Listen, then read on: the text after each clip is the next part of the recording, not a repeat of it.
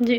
बिस्मिल्लाहिर्रहमानिर्रहीम। अस्सलाम वालेकुम। वालेकुम अस्सलाम। To all students, welcome by Millat training institute of Pakistan. जैसा कि बहुत सारी बच्चियों को बड़ा शौक़ होता है जो कि मशीन ले लें, हम छोटी मशीनों से तंग आ गई हैं, तो उसका प्रोसीजर ये है कि इसका लॉक नहीं होता। इसकी डब्बी की एंट्री आपने इधर से यूं करके यूं करनी है और इसका राउंड इस तरफ घूमना चाहिए, और इसका जो ये वाला एरिया है ये अंगूठे की तरफ हो।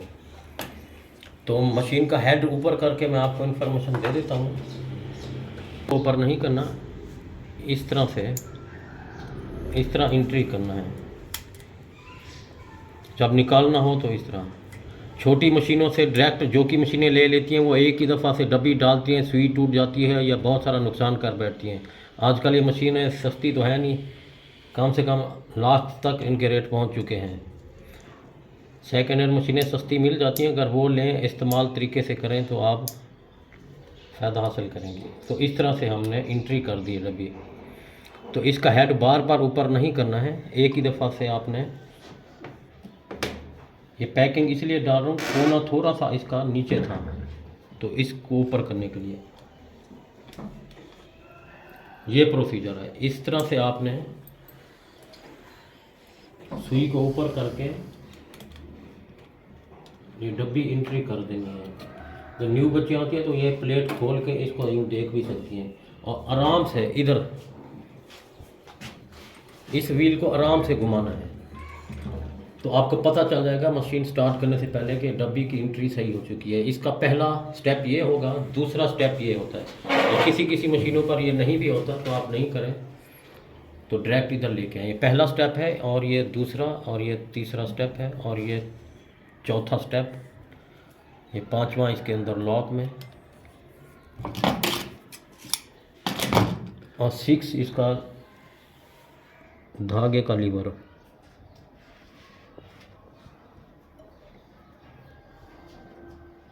कैमरा थोड़ा उस तरफ करें ना, मुझे नज़र आए। हाँ, ऐसे। इसके बाद अगला स्टेप होगा नीडल में।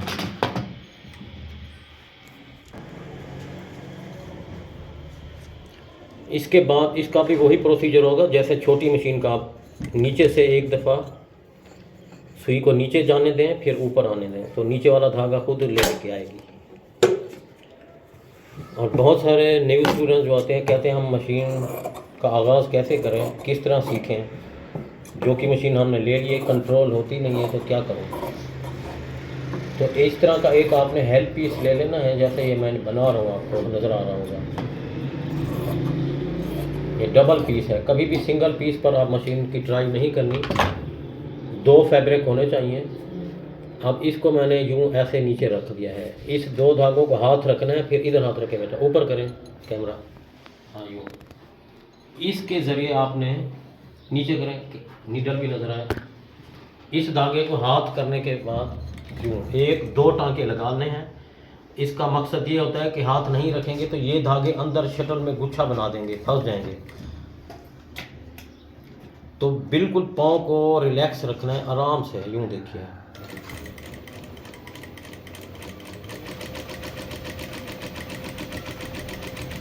ये न्यू स्टूडेंट जो सीखती हैं तो उनके लिए ये प्रोसीजर है।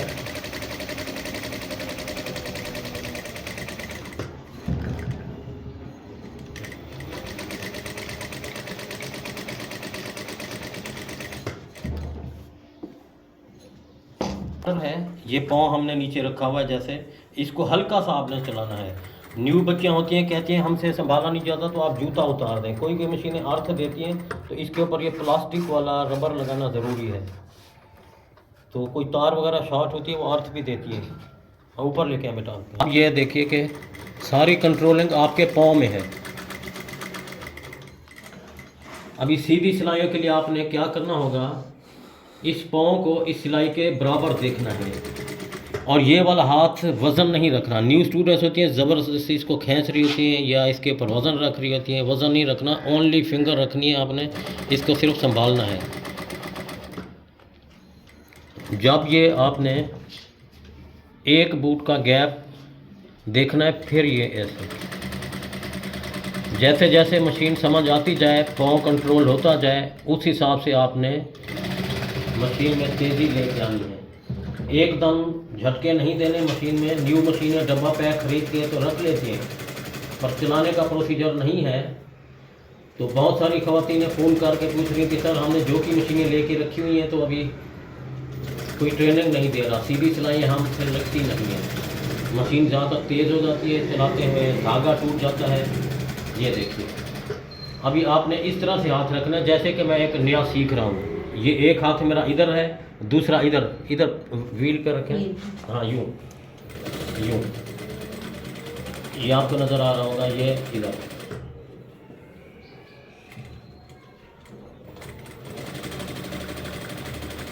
जब ये एक बूट के फासले की ट्रेनिंग आपको अच्छी तरह समझ आ जाए, प्रैक्टिस हो जाए, उसके बाद अगला स्टेप ये है कि इन दो सिलाइयों के बीच में आपने सिलाई लगानी है।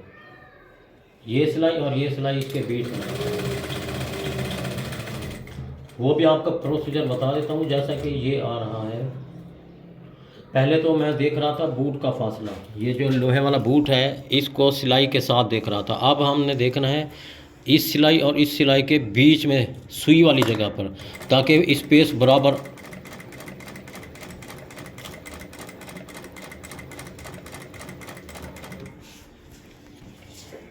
अब ये इस सिलाइयों के बीच में, इस सिलाई और सिलाई के बीच में, इस तरह से आपने प्रैक्टिस करनी होगी। तो न्यू मशीनें जो आपकी बेकार पड़ी हुई हैं घर में, तो वो इस्तेमाल में आना शुरू हो जाएंगी। अब ये देखिए कि पहले हमने 1 फुट का स्पेस दिया था, अब उस 1 फुट के स्पेस के बीच में स्टिच करना है। अब जितना जितने कंट्रोलिंग आपको आती जाए, आप उतनी उतनी तेज़ी करते जाएं। अब ये छोटा सा पीस आपने लेना है, उसके बाद लंबा पीस लेना है, उसके बाद फोल्डर बनाने हैं, फिर शलवार बनानी है जी। अब हमने फोल्डर का प्रोसीजर आपको बताना है, क्योंकि ये वाइट फैब्रिक के ऊपर ब्लैक धागा इसलिए बताया जा रहा है कि लेडीज़ अक्सर जो फोल्डर बनाती हैं वो कंट्रोल नहीं होते उनसे। यूं फोल्ड करना है, उसके बाद यूं फोल्ड करना है। 1 cm का फोल्डर ख़ास तौर पे चाकों में चलता है। पलटावा लगाएं तो वो तो अलग बात है, जो सादा फोल्डर होते हैं वो ये। तो इधर वाला फोल्डर आपने इधर कैसे फोल्ड करना है, इस तरह से, ये यूं आपने फिंगर रखनी है, यूं, और इस जगह से इस जगह तक आपने नज़र घुमानी है कि ये इक्वल है, बराबर है, और नज़र सुई की तरफ हो। ये देखिए जैसे सुई आ रही है फैब्रिक के कॉर्नर पे, बिल्कुल मशीन में स्लो चला रहा हूँ। और दूसरी गलती आप ये करती हैं, जैसे ये लहर आ रही है, थोड़ा पीछे करें, कमीज़ सिलाई कर रही है तो ये लहर आ रही है, इसका मतलब है कि ये कमीज़ का वज़न सारा इस तरफ है।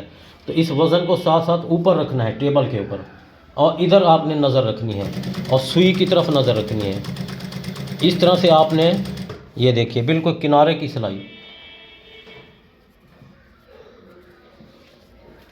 और ये हाथ आपने ढीला रखना है इसके ऊपर, यूँ ऐसे। ये 1 cm फोल्डर की इंफॉर्मेशन दी जा रही है। इसके बाद फैक्ट्रियों में बेड शीटें होती हैं, डबल 2 cm फोल्डर होता है, 3 cm फोल्डर, 4 cm फोल्डर, तो वो आपकी मर्ज़ी है। पहले आप 1 cm के फोल्डर की ट्रेनिंग शुरू करें, इसके बाद नेक्स्ट फोल्डर। जैसे जैसे आपकी ट्रेनिंग होना शुरू हो जाएगी, तेज़ी भी आना शुरू हो जाएगी। ये देखिए, तो इस तरीके को आप अप्लाई करते रहें। अपना ख्याल रखिएगा। अल्लाह हाफ़िज़।